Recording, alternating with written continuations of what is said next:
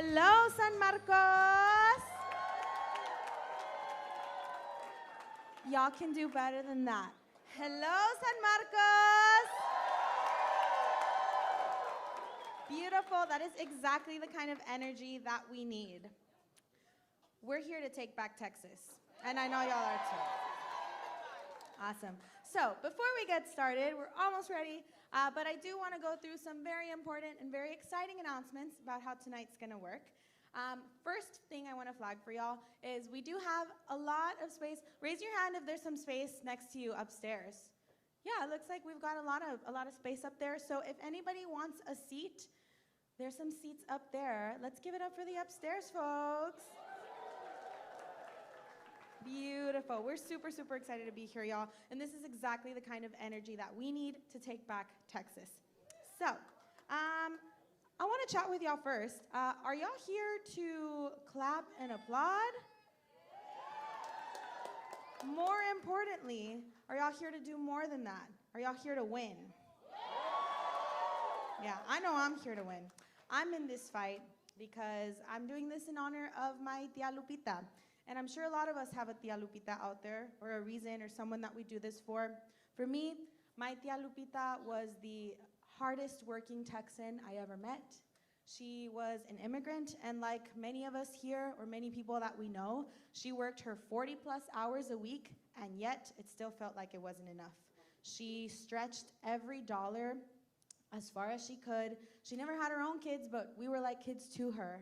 And I'm doing this in honor of her. I am ready for a Texas and a leader who will fight and work just as hard as my Tia Lupita did. Are y'all ready for that too? Yeah. So, what do? Well, did y'all know that the last time that a Democrat held this Senate seat was LBJ? Yeah, yay LBJ, but whoa, let's get a collective whoa, that was a long time ago. Yeah, so what does that mean though? What does that mean? What do we do? That means we're gonna have to try all sorts of new things and build community to win this thing together. Are y'all ready to do that? Are y'all ready to try new things? Are y'all ready to build community? Louder! Louder! Woo, y'all feel that? Ooh, I got chills. I get chills every time. That's what community power feels like.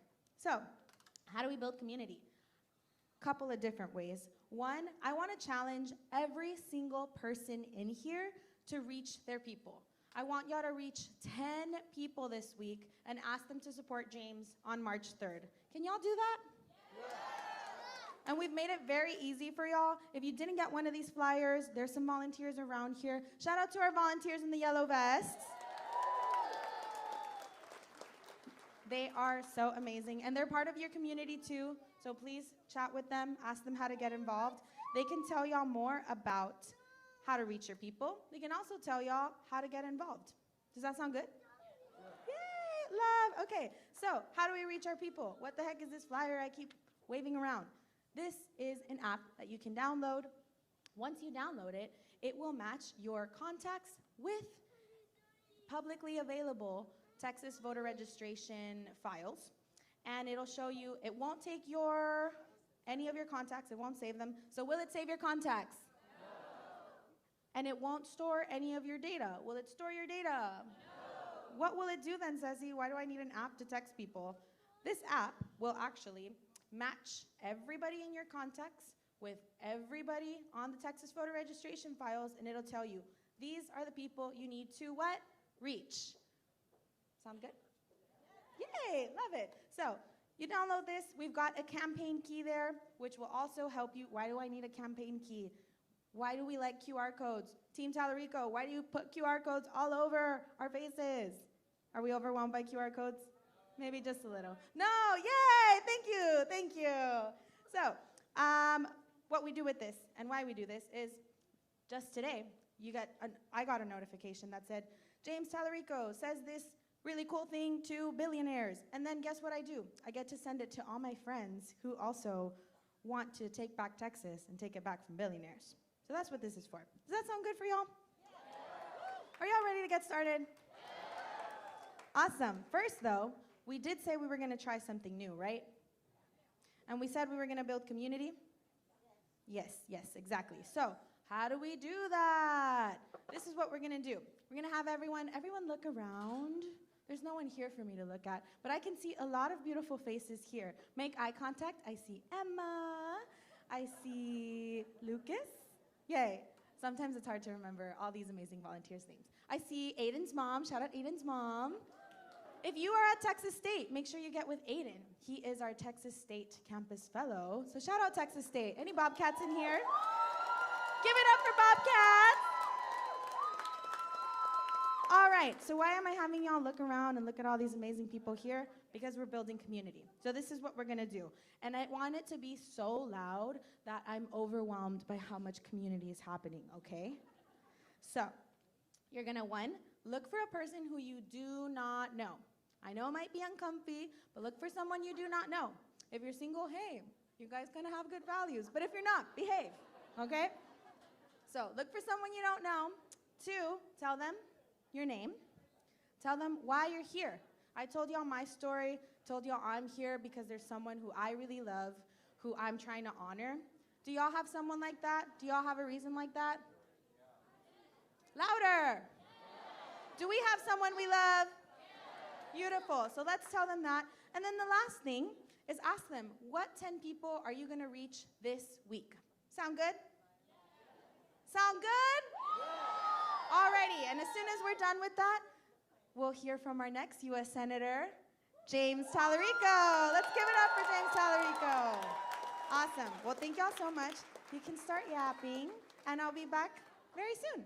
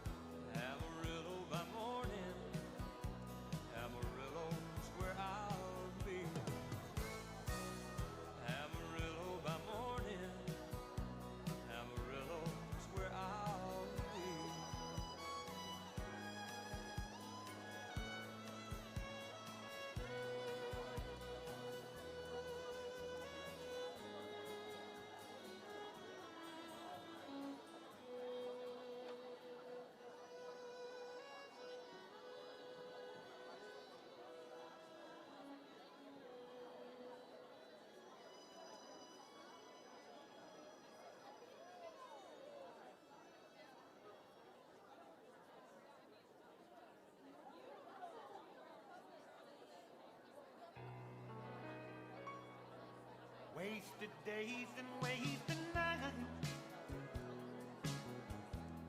I have left for you behind. For you don't belong to me. Your heart belongs to someone else. Why should I keep loving you when I know that you're not true? And why should I call your name when you're the blame for making me blue? Don't you remember the day that you went away and left me? I was so lonely, praying for you only, my love. Why should I keep loving you when I know that you're not true?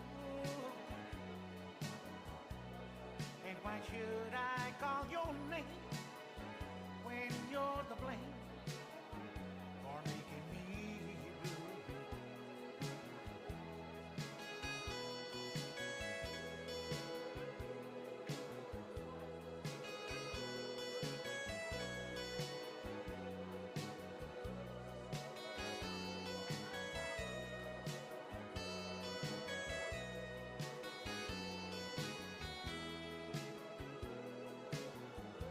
Don't you remember the day that you went away and left me?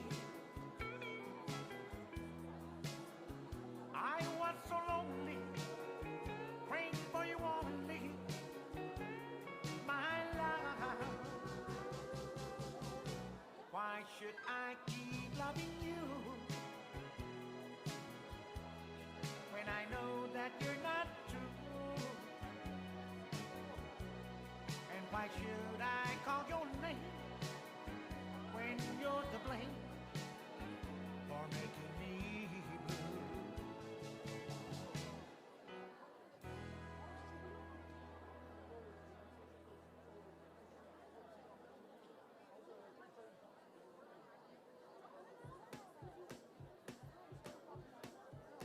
The moon is high, like your friends were the night that we first met. Went home and tried to stalk you on the internet. Now I've read all of the books beside your bed.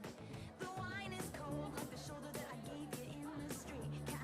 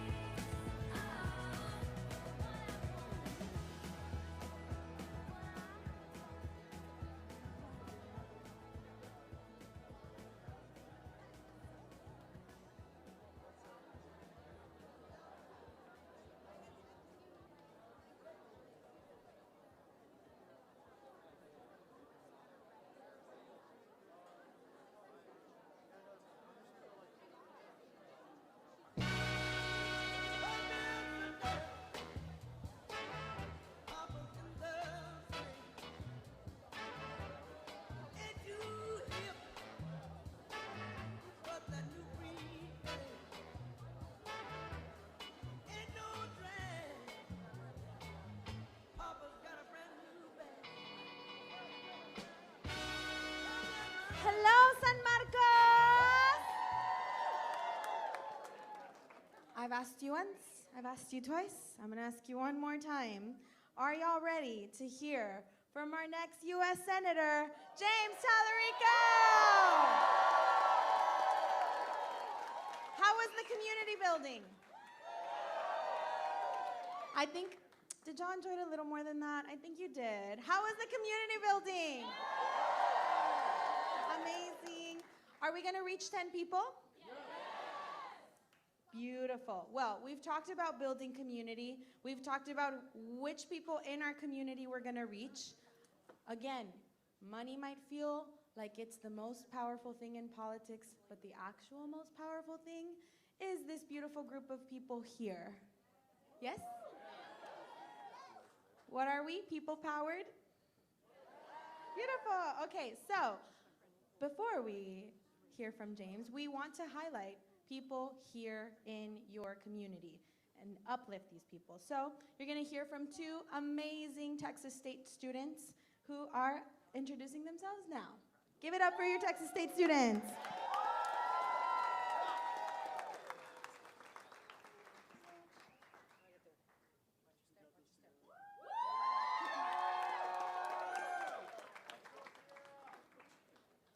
That was taller than what I expected. A little difficult. All right, hello everyone. Thank you so much for coming out today to share in this momentous and truthfully joyous occasion. Yes. My name is Vanessa Trevino. I'm a senior at Texas State University, and I'm also the president of Move Texas at Texas State. We are a campus student-led chapter and one of the largest and most successful voter registration orgs in the state. Yes. And this is Sierra. Hi, I'm Sierra, president of College Democrats at Texas State. Woo!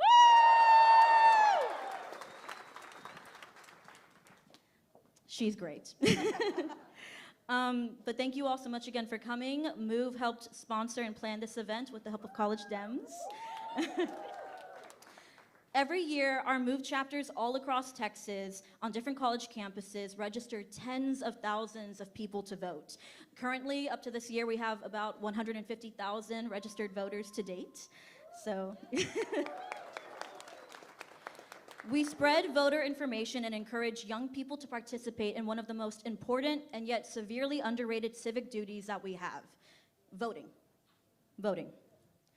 While Move has a multitude of amazing things to offer our members, from volunteer and networking opportunities to cute merch to our every other year Youth Capital Takeover, where we helped bring over 500 young people across Texas to the Capitol to protest, to be educated, to meet their local politicians. These things are not why our members return year after year. They return because they know that by helping register people to vote, by being a part of our organization, they are a part of something greater than themselves. They are actively taking their futures into their own hands, working hard to educate their peers on the importance of being civically engaged, representing minority communities, and helping many to understand that voting is the only way to make a true and lasting change in our democratic society. And speaking of taking action, the polls are open right now. Early voting is underway and will continue through Friday, February 27th. And San Marcos has multiple polling locations, including at the LBJ Student Center on the 3rd floor. So make sure y'all go to vote or else I'm gonna come find y'all. And if you can't vote early, the last day to cast your vote in this primary election is Election Day, which is Tuesday, March 3rd. We at Move Texas State understand just how important the primaries are, not just for our state, but for the entire country. That's why we are so excited to help sponsor this event today, because our community's future is on the ballot this election and every election. I was at an event yesterday, a fundraiser hosted and organized by Mano Amiga. It was to give back to immigrants and their families that were negatively affected by the ICE deportations.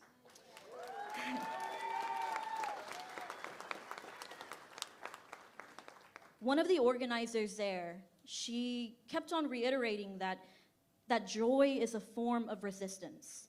Yes. Joy is a form of protest.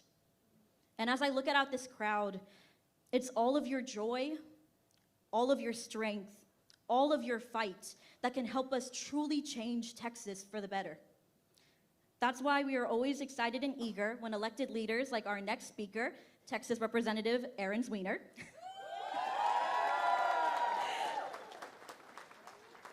make it a priority for her fellow elected leaders to meet young voters where they are, on campuses, in our communities, and in spaces like this. So it is our pleasure to introduce to the stage Texas Representative Erin Weiner.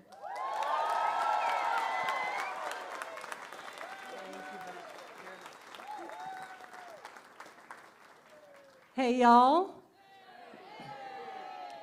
I'm State Representative Erin Weiner, and many of y'all may remember, and many of y'all were part of, my first election in 2018, when we flipped Hays County from red to blue.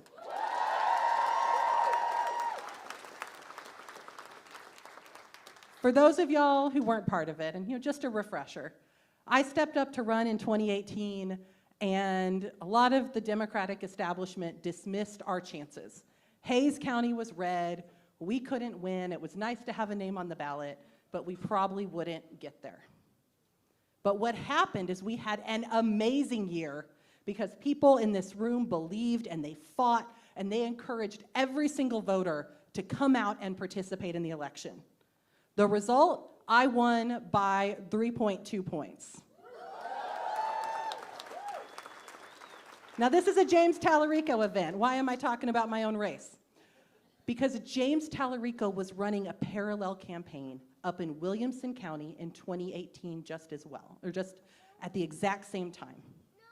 And what he learned and what I learned from those races is that there is a false dichotomy of turnout versus persuasion when we're trying to win elections. The answer is always both.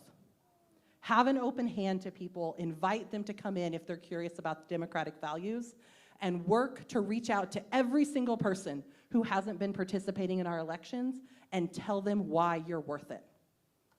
James ran that type of campaign successfully in 2018, and I believe that he can take that same type of campaign and run it statewide.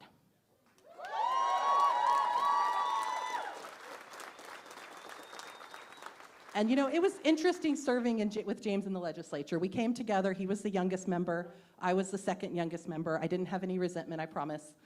But he was just obviously something different. I would do a tweet about banned books and I'd get like 100 likes. James would do his tweet about banned books and it would go viral. And I started to realize that this friend of mine who came into the legislature with me just had this different communication talent, this something special. And I think we all can see how that communication talent is really important for the campaign, but I want you to know that it's also important for governance.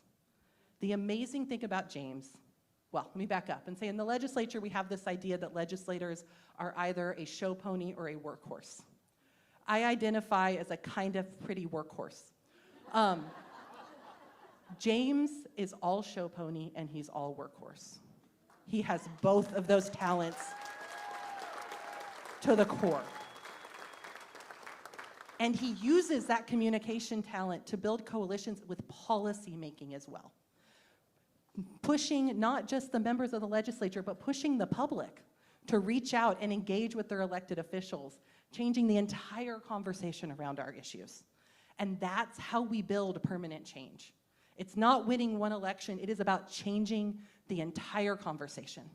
And I can think of nobody better than James Talarico to do that.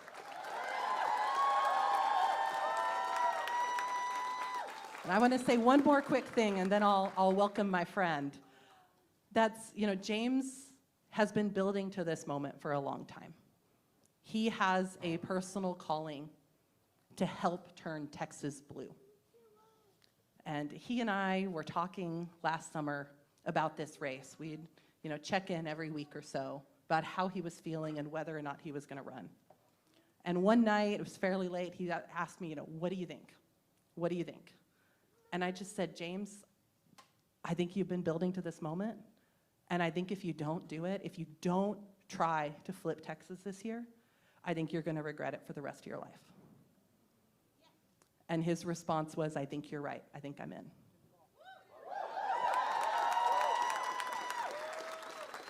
So thank y'all for being part of this moment. Thank y'all for being part of this fight.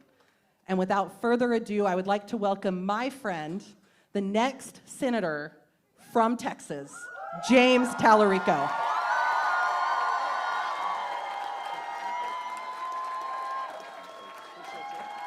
San Marcos, it's so good to see y'all.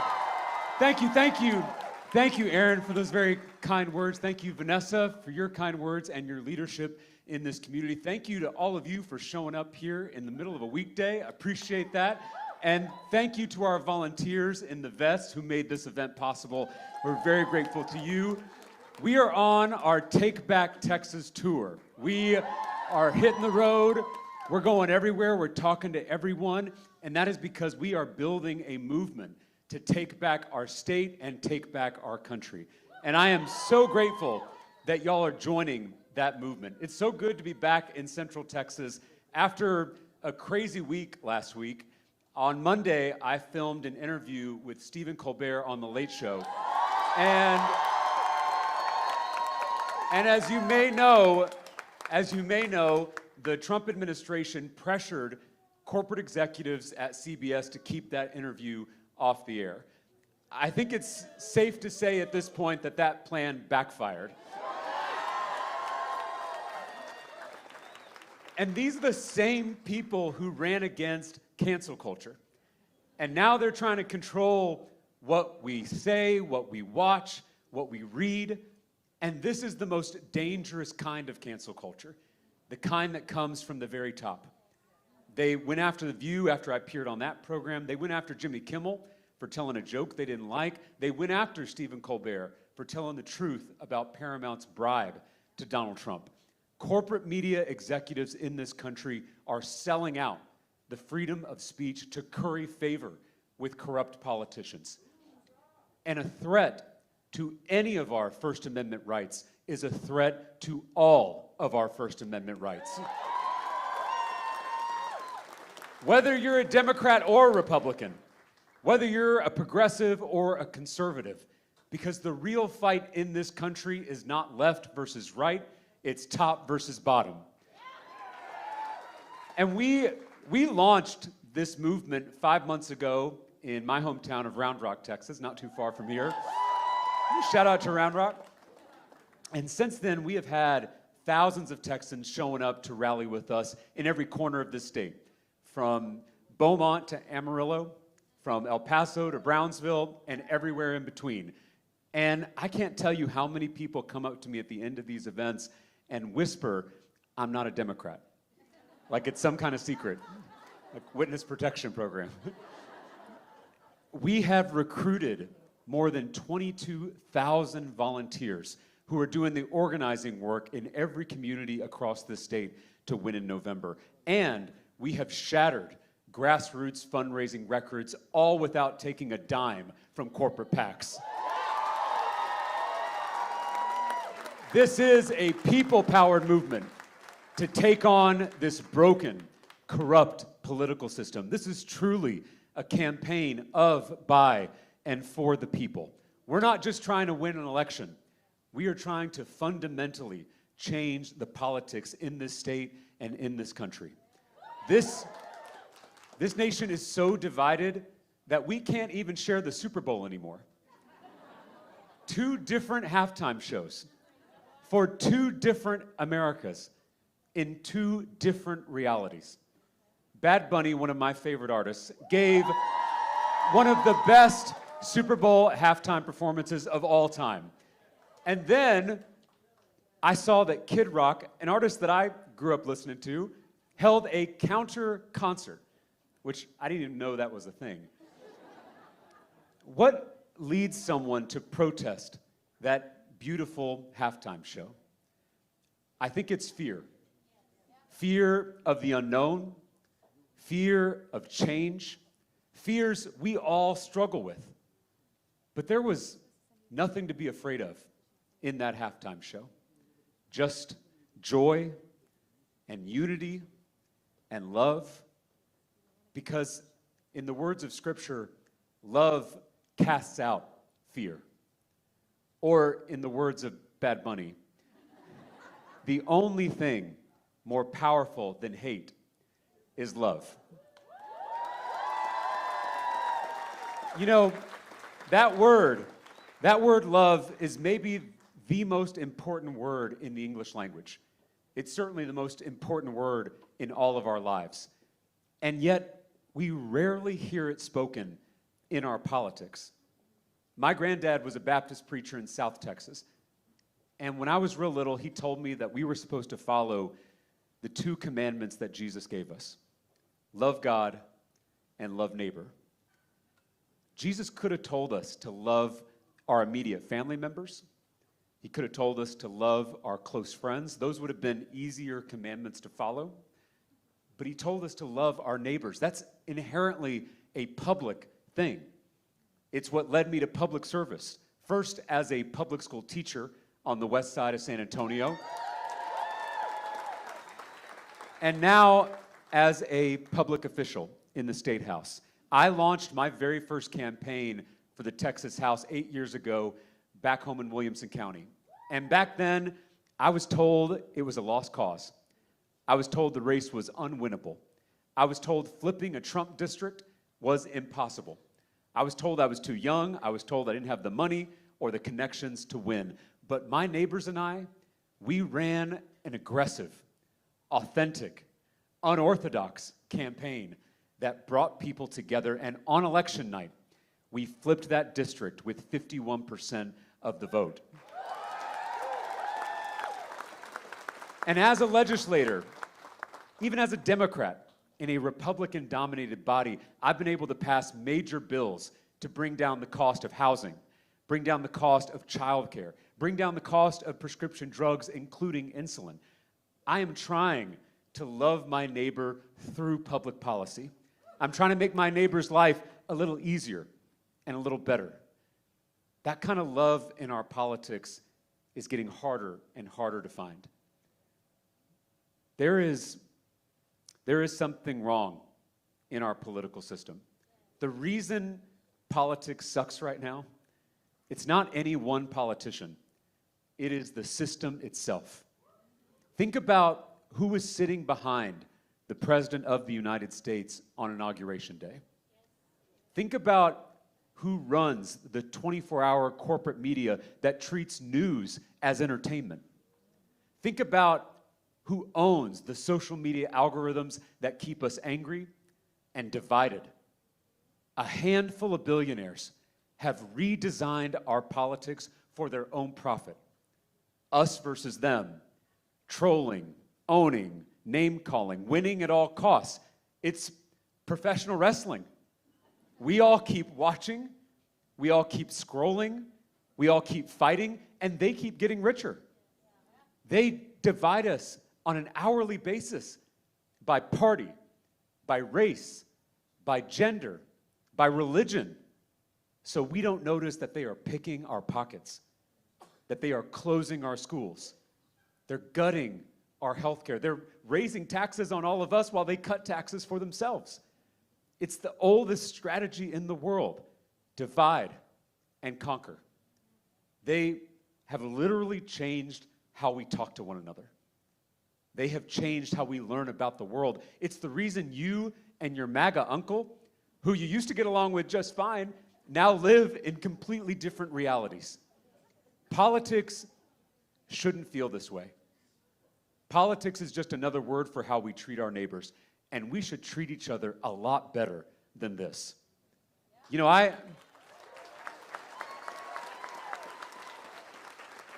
really do believe that together we can transform this broken political system. They may have the money, but we have the majority. And it's going to require all of us coming together across these manufactured divisions. Fight the system, not your neighbor. That is such an important distinction that we have lost sight of in our politics. There is something broken in this country. Our political system is broken. Our economic system is broken. Even our relationships with each other feel broken. And that's because the most powerful people in the world want it that way. I told you that my faith teaches me to love my neighbor as myself. Not just my neighbor who looks like me, Not just my neighbor who prays like me. Not just my neighbor who votes like me. I am called to love all of my neighbors the way I love myself. Because despite our many differences, despite our many disagreements, we all really do want the same things.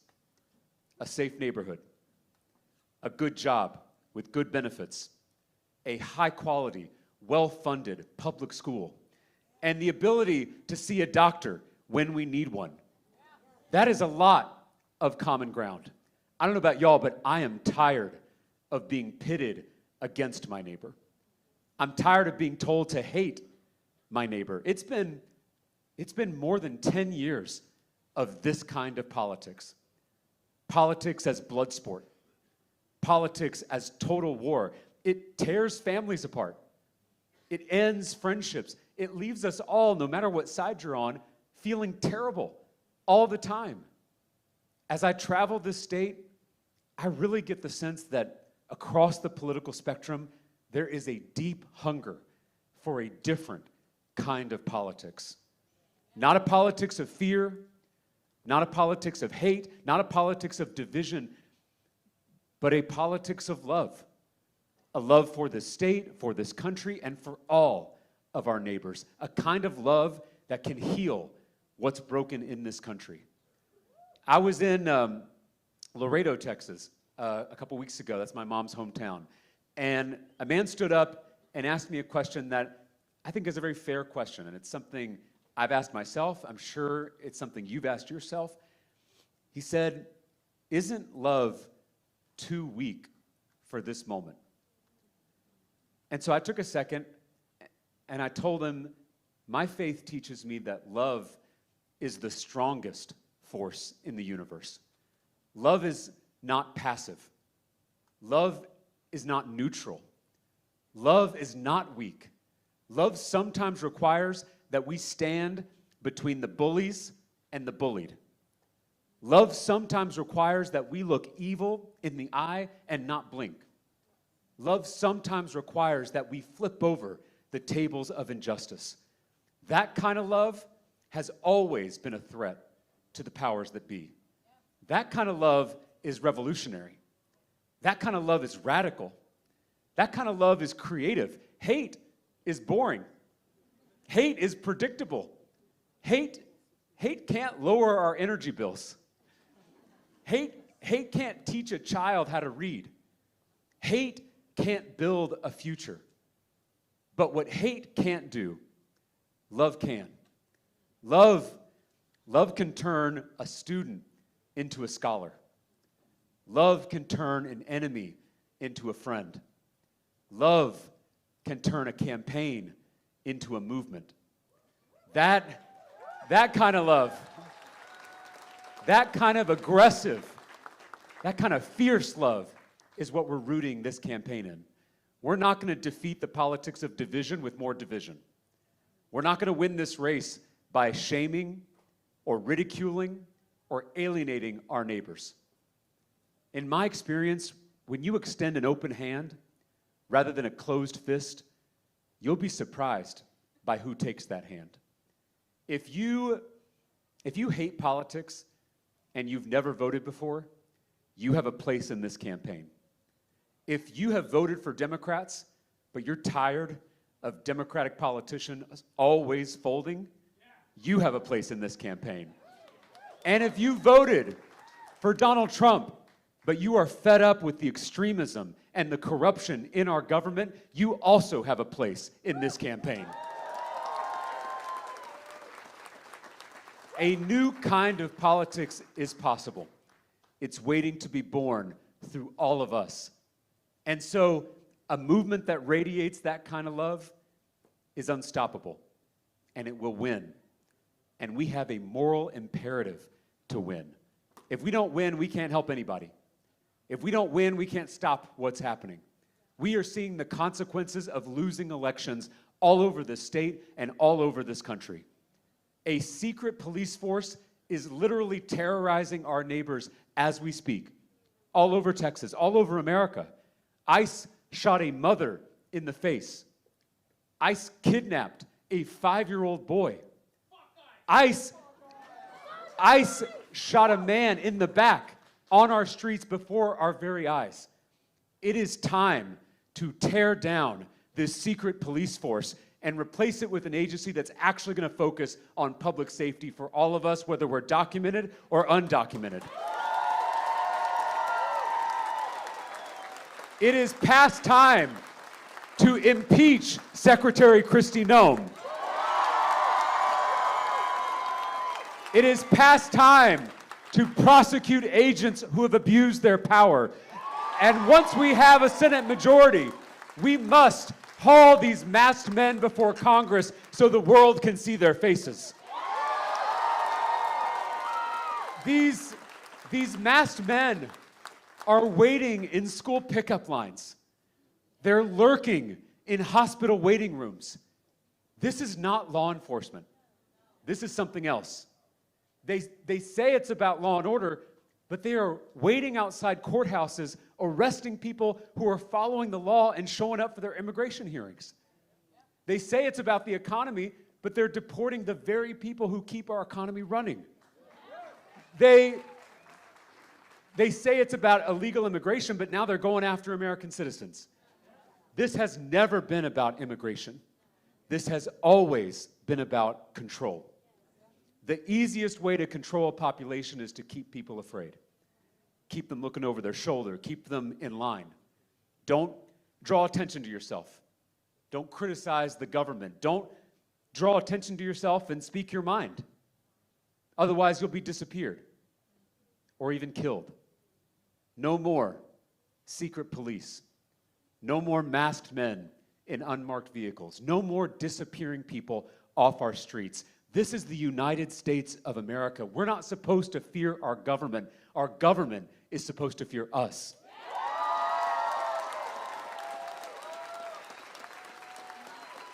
Many of you know that in addition to my public work as a state official and as a candidate for Senate, but you may not know that I am also a student in seminary, studying to become a minister like my granddad someday.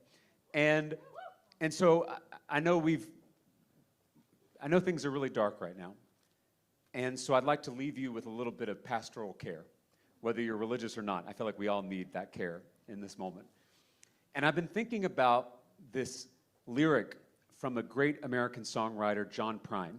He wrote, "I really love America, I just don't know how to get there anymore." And that's enough to break your heart. And when I'm feeling this way, there's a verse of scripture that I return to. And again, whether you're religious or not, I hope it can be a gift to you. It's in the Gospel of Luke when Jesus says something really strange. He says, "Blessed are you who weep." And that's a strange thing to say, because how can someone who's weeping be considered blessed? In our culture, in this country, we tend to avoid grief. But I think we forget that grief can be fertile soil. Sometimes we see the world most clearly through our tears. So if your heart is breaking right now as you watch what's happening to our beloved country, it means you still have a heart. And I want you to trust that. I want you to protect that, because that is what's going to get us out of all of this. Resistance starts right here, by refusing to mirror the hate and the violence and the inhumanity that surrounds all of us. There has never been a more important time to be a human being. In a time of shadows, it is so important that each of us shines our light. Like many of you, I'm tempted by hopelessness. But then I come to San Marcos and I see a room full of neighbors who are trying to save their country. And all of a sudden, I feel a little bit of hope. And a little bit of hope is a dangerous thing. The fact that you're all here in the middle of a weekday means you haven't given in to hopelessness. And that means the bullies haven't won yet. And action is the antidote to despair. You can't wring your hands when you're rolling up your sleeves. We got a lot of work to do, but I am confident that together we are going to win this election. We are going to take back our state, and we're going to take back our country. Because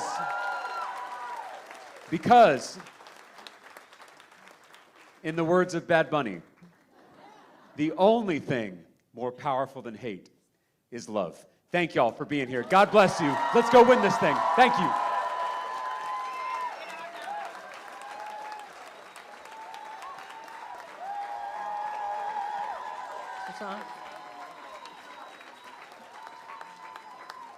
Thank you guys for coming out.